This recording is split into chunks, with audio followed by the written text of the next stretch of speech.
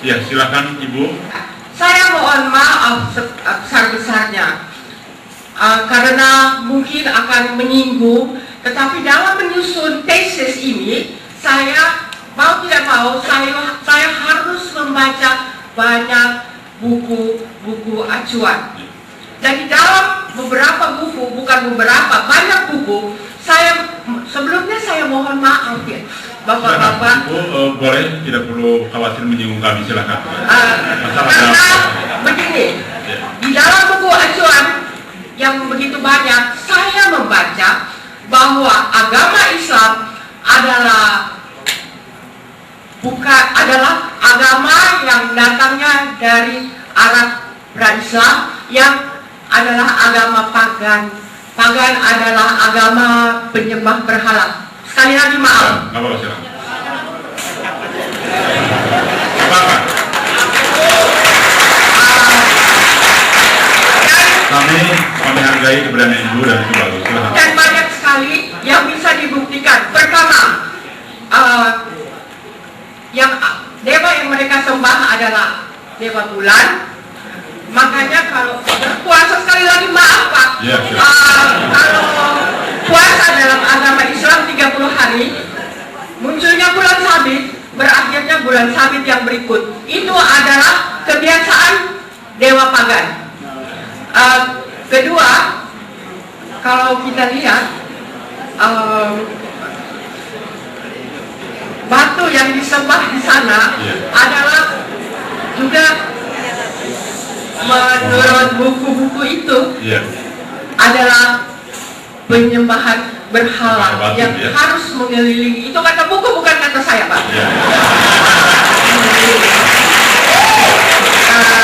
Dan penemuan yang paling penting ini arkeologi, bahwa memang dewa bulan itu disembah. Banyak sekali bukti-bukti arkeologi. Dan kalau kita lihat juga, kalau berbicara soal bulan sabit, bendera-bendera negara Islam bulan sabit, Menara Asan bulan sabit, banyak sekali yang bulan sabit. Itu asalnya dari penyembahan berhala. Itu asalnya loh. Setelah itu Islam berubah, itu puji Tuhan kata orang Kristen. Jadi ada satu lagi. Dua pertanyaan saja Bu. Iya, karena harus disiplin. Tentang alam. Nanti dilemparkan ke teman yang lain. Jadi ini supaya disiplin, dua pertanyaan. Satu lagi Pak. Satu lagi. Boleh. Begini Pak, tadi saya mendengarkan pelajaran agama Islam menurut Nabi Muhammad itu sangat bagus sekali. Dilarang mengganggu orang lain, dilarang membunuh pendeta. Yang saya pertanyakan adalah ini, bagaimana pembakaran gereja, tetapi saya tidak menyalahkan siapa-siapa. Apakah ini kita cari solusinya? Apakah pembinaan umat kedua belah pihak yang salah atau bagaimana? Hanya sekian, terima kasih.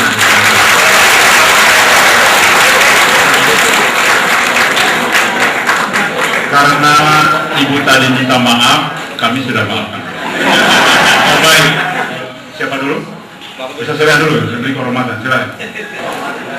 Pertanyaannya cukup menggelitik. Kalau saya tidak salah membaca, persis dengan uraian yang dikemukakan oleh Robert Murray dalam bukunya Islamic Invasion, The Paths of Growing Religion.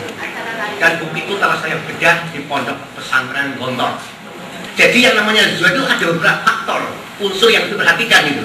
Jadi kalau Allah menjadikan semua dengan azwaja, maka ini dinyatakan dengan kun fayakun. Nah, kun fayakun ini memang terus terang banyak kurang dipahami dengan baik. Adam sama dengan Nisa dijadikan kun fayakun, surat 3 ayat 59. Segala yang ada di bumi ini dijadikan kun fayakun, surat 6 ayat 73. Tetapi, nah ini, kun fayakun oleh Allah dalam Al-Quran digunakan dalam dua hal. Satu pada surat 16 ayat 40, kedua pada surat 36 ayat 82. Idza aroda syai'an, bila Allah menghendaki adanya sesuatu, yang lahukun fayakun. Lain halnya pada agak lebih ya, fokus ini karena ini akan menerangkan itu. Kedua pada surat 2 surat 17, surat 3 47, surat 19 ayat 35,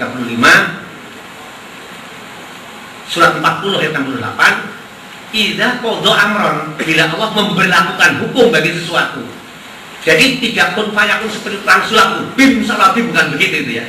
Ini masalahnya yang begitu. Jadi bedanya Allah dalam Al-Quran yang dikatakan dari pagan itu hak Robert Moore untuk ngomong, saya tidak akan. Tapi Allahnya Robert Moore tidak bisa menerangkan, sedangkan Al-Quran bisa menerangkan. Itulah perbedaan yang sangat mendasar. Di samping itu dia bisa memberitahu apapun yang dipertuhan oleh manusia selain Allah, tidak ada yang tahu nama dirinya dan nama sifatnya.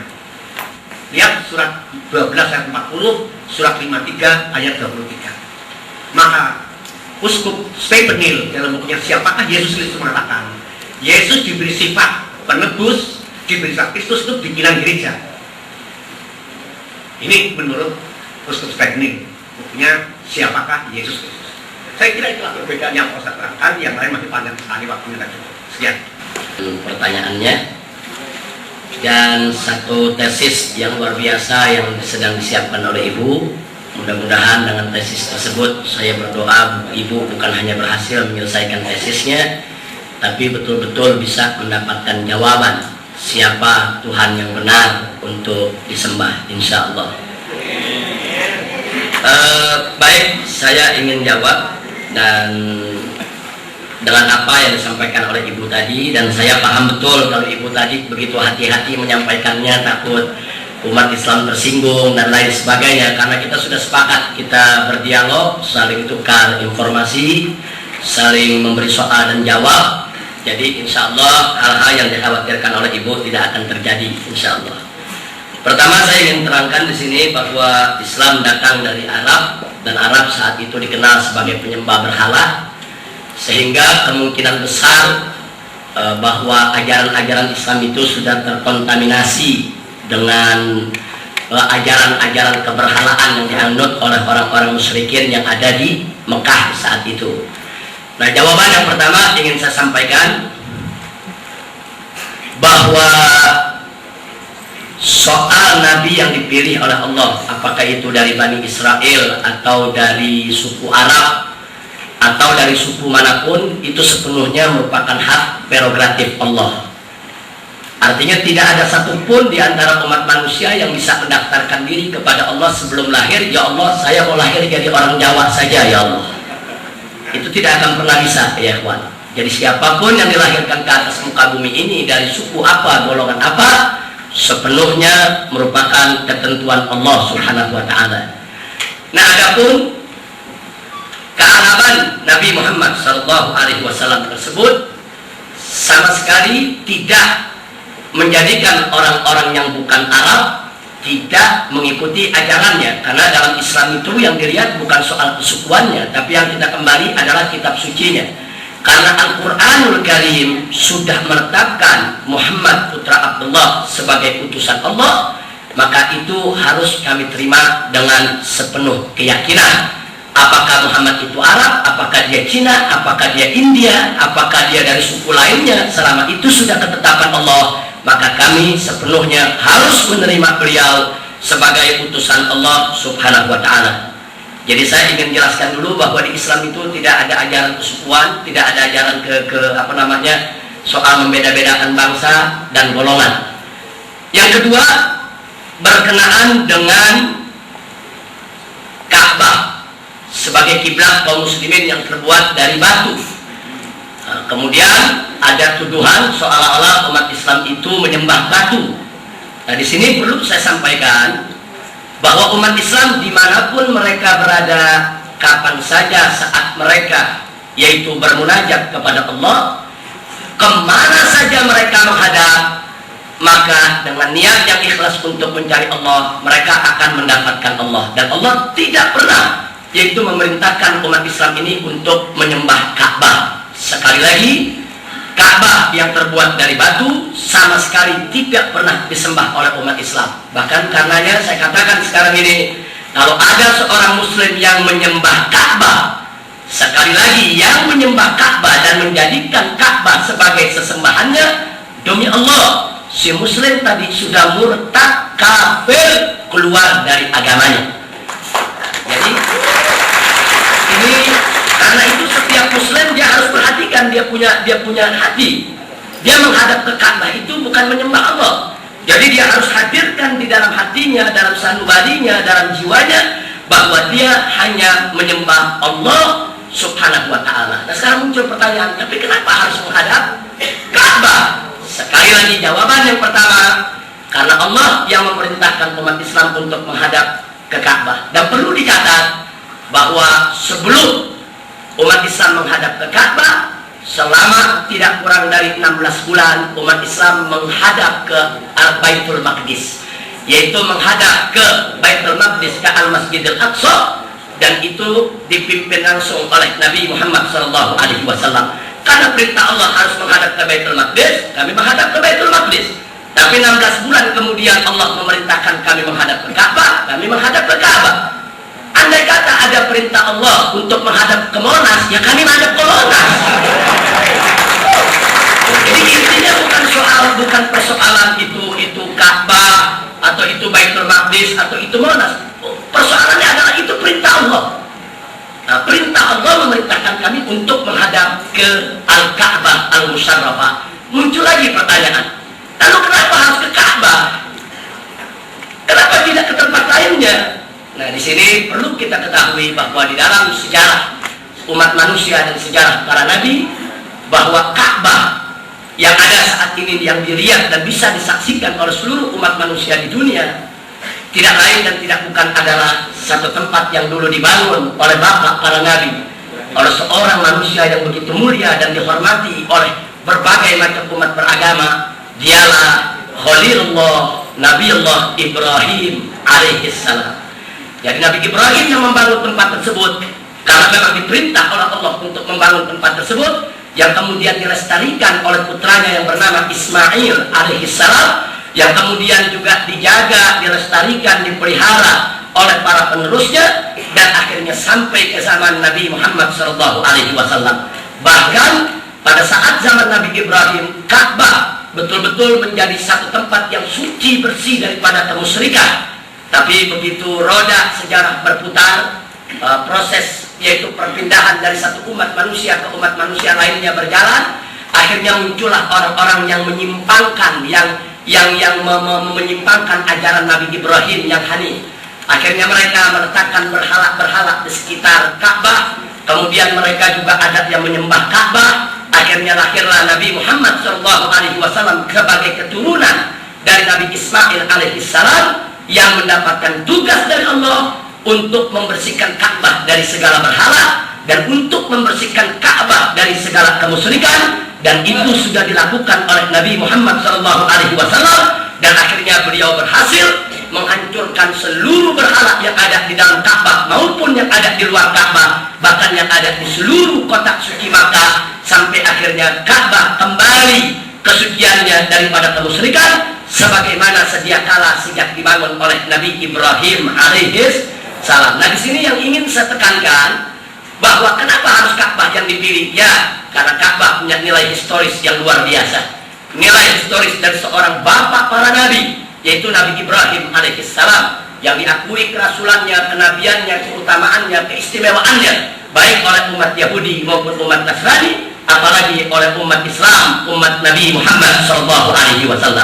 Jadi sekali lagi, kenapa harus Ka'bah? Tidak lain dan tidak bukan adalah ta'ziman wa takriman, yaitu sebagai penghormatan yang diberikan oleh Allah Subhanahu wa ta'ala dari hasil kerja Nabi Ibrahim dengan kedua tangan sucinya, dari hasil kerja Nabi Ismail yang menjaga dan melestarikan dari kedua tangan sucinya. Dan Allah menginginkan Ka'bah tetap suci, tetap bersih daripada kemusyrikan sampai hari kiamat nanti. Itulah karenanya kenapa umat Islam diminta untuk menghadap ke Ka'bah, agar umat Islam setiap harinya, setiap detik hidupnya memperhatikan kelestarian Ka'bah tersebut, yaitu menggunakan segala kesempatan, waktu dan tenaga kemampuannya untuk menjaga Ka'bah jangan sampai terjadi lagi, yaitu Ka'bah dikotori, Ka'bah yang dibangun oleh Nabi Ibrahim dicampur lagi dengan kebatilan dan kemusyrikan. Jadi kenapa Allah memilih Ka'bah untuk sebagai kiblat umat Islam? Jawaban yang berikutnya itu tadi yang saya sampaikan adalah untuk agar umat Islam senantiasa ingat, senantiasa mencurahkan perhatian untuk memperhatikan kesucian Ka'bah, sehingga Ka'bah tidak lagi bisa dikotori pada tangan-tangan kotor yang lainnya. Dan alhamdulillah 15 abad berlalu dari zaman Nabi Muhammad SAW sampai saat ini, tak satu pun tangan kotor yang mampu lagi mengisi Ka'bah dengan berhala atau bahkan mengisi kota Makkah dengan berhala. Alhamdulillahirabbil alamin. Andai kata Ka'bah bukan menjadi kiblat umat Islam entah kiblat kemana, mungkin umat Islam akan kurang perhatiannya terhadap Ka'bah. Mungkin pengorbanannya untuk menjaga Ka'bah juga berkurang. Saya bisa buktikan. Dulu Baitul Maqdis menjadi kiblat umat Islam, diperhatikan, dijaga, dipelihara. Tapi manakala Baitul Maqdis sudah tidak lagi menjadi kiblat umat Islam, maaf, kenyataan perhatian umat Islam sudah mulai berkurang. Sehingga saat ini akhirnya Baitul Maqdis dikuasai oleh orang lain. Umat Islam sepertinya tidak punya perhatian untuk menyatukan kekuatan, menyatukan segala potensi, membebaskan daripada Baitul Maqdis, yaitu daripada kekuasaan, intimidasi, teror yang dilakukan oleh musuh-musuh Islam. Tapi itu tidak terjadi terhadap Ka'bah. Kenapa? Itulah salah satu rahasia dan hikmah kenapa Ka'bah dijadikan kiblat oleh Allah bagi umat Islam, agar umat Islam setiap saat, setiap detik dalam hidupnya, di mana mereka sholat, mendirikan sholat menyembah Allah dengan menghadap kepada kiblatnya Ka'bah, sehingga selalu mencurahkan perhatiannya untuk menjaga Ka'bah yang mulia dan dimuliakan oleh Allah Subhanahu wa taala. Alhamdulillahirabbil alamin. Dan yang terakhir, persoalan Ka'bah, satu hal yang mesti kita tahu, di sini ada pendidikan luar biasa dari Allah. Dengan umat Islam semuanya menghadap ke Ka'bah, umat Islam diajarkan untuk bagaimana menyatukan langkah, menyatukan visi, menyatukan misi, menyatukan yaitu langkah-langkah perjuangannya dalam rangka al-ikhlas kalimatillah subhanahu wa ta'ala. Artinya dengan umat Islam menghadap ke Ka'bah, umat Islam setiap saat dididik bahwa visimu, misimu, langkahmu, tujuanmu hanya satu, yaitu untuk mencari ridha Allah subhanahu wa ta'ala. Bahkan manakala umat Islam melakukan ibadah haji mengelilingi Ka'bah, bukan untuk yaitu menyembah Ka'bah, tapi saat itu pendidikan luar biasa, di mana dalam mengelilingi Ka'bah umat Islam diajarkan oleh Allah, apapun sukumu, apapun bangsamu, apapun kedudukan dan jabatanmu, tapi lihat, manakala kau mengelilingi Ka'bah, engkau satu arah, engkau satu langkah, kau tanggalkan pakaian perbedaan di antaramu, kau tanggalkan pakaian pertikaian dan permusuhan di antaramu, kau semua berkeliling ke arah yang sama, mengelilingi tempat yang sama, semua menuju satu titik yang sama, dan semua dengan jumlah keliling yang sama, tidak lain dan tidak bukan adalah untuk mencari ridha Allah subhanahu wa ta'ala. Nah, jadi ini yang bisa saya sampaikan berkenaan dengan kiblat. Jadi tidak benar kalau umat Islam itu menyembah Ka'bah, karena tidak pernah ada yaitu satu ritual ibadah dalam Islam yang manapun yang mengajarkan umatnya untuk menyembah Ka'bah, ya kawan.